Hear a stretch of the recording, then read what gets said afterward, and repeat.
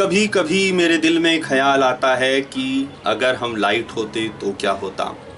कुछ भी नहीं होता, ये यूनिवर्स भी नहीं होता, यकीन मानिए। Hello friends, welcome back to my channel. आज हम बात करेंगे स्पेशल थ्योरी ऑफ रिलेटिविटी से रिलेटेड कुछ महत्वपूर्ण जानकारियों के बारे में। चचा आइंस्टीन फरमा गए हैं कि स्पेस और टाइम दोनों कोई डिफरेंट चीज़ नहीं है, बल्कि एक ही सिक्के के दो पहलू हैं। इस बात को समझते हैं।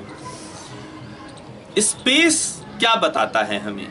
दो इवेंट्स के बीच में एक गैप। मान लीजिए कि यहाँ पर में रेड बॉल है और यहाँ पर में ग्रीन बॉल है, तो इन दोनों के बीच में कुछ गैप है।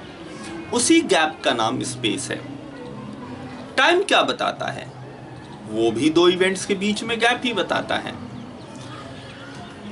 जब हमने स्पेस के गैप की बात की तो मैंने उस एग्जाम्पल की बात की जहां पे हमारा टाइम जीरो है, मतलब सेम टाइम पे बात की। सेम टाइम पर भी दो चीजों के बीच में गैप है, राइट? उस गैप का नाम क्या है? स्पेस। टाइम की अगर हम बात करें तो हम स्पेस को जीरो बना देते हैं। फिर समझते हैं कि टाइम क्या है। हार्ट बीट हो रहा है, राइट? आप अपने हार्ट पे अपना हाथ रखिए, सेम जगह है। उस सेम जगह एक बार बीट होता है, फिर दूसरी बार बीट होता है। सेम जगह पर में दो बीट्स जो हैं, आपके दो इवेंट्स हैं, और उन दो इवेंट्स के बीच में गैप है। इस गैप को आप स्पेस से नहीं समझा सकते। स्पेस तो क्या है? वहां पे जीरो है। जीरो पॉइंट स्पेस पे हम दो इवेंट्स के बीच में गैप की बात कर रहे हैं, राइट? उसी का नाम जो है वो टाइम है। तो टाइम हो या स्पेस हो, दोनों जो है दो इवेंट्स के बीच में गैप बता रहे हैं। अब दो इवेंट्स के बीच में ऐसा नहीं है या तो सिर्फ स्पेस का गैप हो या सिर्फ टाइम का गैप हो। स्पेस और टाइम दोनों का मिला जुला गैप हो सकता है, राइट? जैसे मैं अभी इस जगह पर मैं बैठा हूं और कल मैं किसी और जगह पर में था। उस इवेंट में और इस इवेंट में स्पेस का भी गैप है और टाइम का भी गैप है। अगर आप आकाश की तरफ देखें रात में, आपको कई स्टार्स दिखाई देते हैं। जो सबसे नज़दीक स्टार है आपके, उसकी भी लाइट को आपके पास तक पहुंचने में 4.25 साल लगते हैं। स्पेस का भी गैप है और टाइम का भी गैप है। तो दो इवेंट्स के बीच में ये मिले जुले गैप हैं। अब बात क्या है रिलेटिविटी में, कि हम इस बात को समझते हैं कोई नई चीज नहीं है कि हम नहीं जान रहे हैं। नई चीज क्या है इसमें? नई चीज ये है कि हम ये समझते हैं कि स्पेस अपने आप में एक फिक्स्ड चीज है जो किसी भी तरह से टाइम को नहीं छेड़ सकता। टाइम अपने आप में एक फिक्स चीज है जो किसी भी तरह से स्पेस को नहीं छेड़ सकता। रिलेटिविटी हमें बताता है नहीं, हम एक दूसरे को अदल बदल सकते हैं। स्पेस को कुछ कॉन्ट्रैक्ट या एक्सपेंड करके हम टाइम में चेंज ला सकते हैं और टाइम में चेंज करके हम स्पेस में ला सकते हैं, क्योंकि दोनों जो है वो इंटर फैब्रिकेटेड है, राइट? ऐसा नहीं है कि एक कपड़ा, जैसे विंटर का टाइम है तो आपने एक शर्ट डाला और एक स्वेटर डाला, दो डिफरेंट फैब्रिक्स हैं, राइट? एक कॉटन हो सकता है और दूसरा वुलन हो सकता है। रिलेटिविटी हमें बताती है कि नहीं, ये दो डिफरेंट फैब्रिक्स नहीं हैं, ये एक ही कपड़े के दो पार्ट हैं। अगर आप एक को स्ट्रेच करेंगे, सेम अगर क्लॉथ है, एक सेम अगर आपके पास में एक हैंडकरचीफ है, रुमाल की बात कर रहा हूं, अगर आपने एक तरफ अगर कुछ किया तो ऐसा नहीं है कि वो एक ही फैब्रिक उसका इफेक्ट होगा, राइट? तो स्पेस टाइम कुछ इस तरह की चीज है। अब समझते हैं इसका असर क्या होता है। एक एग्जांपल लेते हैं, म्यूऑन्स की बात करते हैं। म्यूऑन्स क्या है? इलेक्ट्रॉन का एक कजन ब्रदर है, चार्ज सेम है और उसका मास ज्यादा है, हैवियर देन इलेक्ट्रॉन है।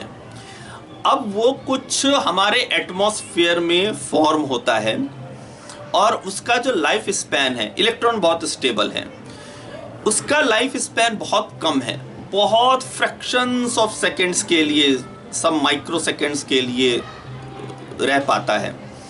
अब इतने से कम स्पैन के जिसका लाइफ टाइम है और जो एटमॉस्फेयर में जो फॉर्म हो रहा है उसे हम तक पहुंचने की कोई संभावना नहीं है, कोई उम्मीद नहीं है कि वो हम तक पहुंच पाएगा, लेकिन वो हम तक पहुंचता है। रीज़न ये है कि उसकी जो स्पीड है वो लाइट के स्पीड के कंपैरिजन में है। लेकिन अगर उस स्पीड की भी बात की जाए तो भी वो हम तक नहीं पहुंच सकता है। लेकिन एक मज़ेदार चीज़ होती है, जब आप लाइट के स्पीड के कंपैरिजन में चलते हैं ना, तो आपका स्पेस टाइम डिफॉर्म हो जाता है, स्पेस कॉन्ट्रैक्ट होता है और टाइम फैल जाता है। टाइम के इस फैलने को हम कहते हैं टाइम डायलेशन। मतलब यह है कि टाइम कुछ रुक सा जाता है और स्पेस आपका कॉन्ट्रैक्ट हो गया, छोटा हो गया। तो अगर म्यूऑन्स की बात करें तो उसके लिए कुछ ऐसा होता है कि जो हम समझ रहे हैं ना कि वो एटमॉस्फेयर पूरा कवर करके हम तक आएगा, उसके लिए ये डिस्टेंस नहीं है। उसके लिए डिस्टेंस इतना छोटा हो गया है कि उसी के life time, with in its life time जो है वो डिस्टेंस कवर हो जाता है। जो मैंने स्टार्टिंग में बात की कि अगर लाइट को हम ऑब्जर्वर मान लें कि लाइट की ही स्पीड में अगर कोई चीज़ ट्रेवल कर रही है तो उसे क्या नज़र आएगा? कुछ भी नज़र नहीं आएगा। यूनिवर्स उसके लिए कुछ है ही नहीं, एग्जिस्ट ही नहीं करता है। समझते इस बात को? जैसे जैसे आपकी स्पीड बढ़ती चली जाती है ना, स्पेस का कॉन्ट्रैक्शन होता चला जाता है। मतलब यह है कि अगर आप लाइट के 10th स्पीड पर भी हैं, 1/10 स्पीड पे भी हैं, तो आपके लिए यूनिवर्स इतना बड़ा नहीं रह जाएगा, बहुत छोटा हो जाएगा सिमट करके। अगर लाइट एक ऑब्जर्वर है और वो देख रहा है, उसकी नज़रिए से देखिए, उस स्पीड पर में कुछ बचता ही नहीं है। स्पेस इतना कॉन्ट्रैक्ट हो जाता है कि वो एक पॉइंट साइज का हो जाएगा। टाइम की बात करें तो टाइम डायलेशन इतना बढ़ जाएगा कि टाइम की गति रुक सी गई है। मतलब ना तो टाइम एग्जिस्ट कर रहा है उसके लिए और ना ही स्पेस एग्जिस्ट कर रहा है ना। रोचक बात, शायद आपकी जानकारी में नहीं था कि लाइट के लिए ये यूनिवर्स विद इट्स स्पीड जो है, जब वो देखता है तो ये स्पेस और टाइम एग्जिस्ट ही नहीं करता है। यहाँ से एक सोचने की बात एक ये भी आती है कि आप सबने बिग बैंग के बारे में सुना होगा। एक बहुत गलत जानकारी है कि जब हम दिवाली पर में पटाखे फोड़ते हैं, या आज क्रिसमस का टाइम है तो पूरी दुनिया में क्रिसमस मनाने के लिए जैसे क्रैकर्स जलाए जाते, तो जो क्रैकर्स या जो बॉम्ब में जो ब्लास्ट होता है ना, कुछ उस तरह का आप आइडिया लेके समझते हैं कि बिग बैंग कुछ उस तरह की चीज़ रही होगी। ये गलत जानकारी है। बिग बैंग किसी ब्लास्ट का नाम नहीं है। इस बात से भी समझिए, अगर आप समझिए कि अगर सब चीज़ लाइट की स्पीड पर में है, राइट, सिर्फ वही एक लाइट एग्जिस्ट कर रहा है, तो आपके लिए तो कुछ है ही नहीं।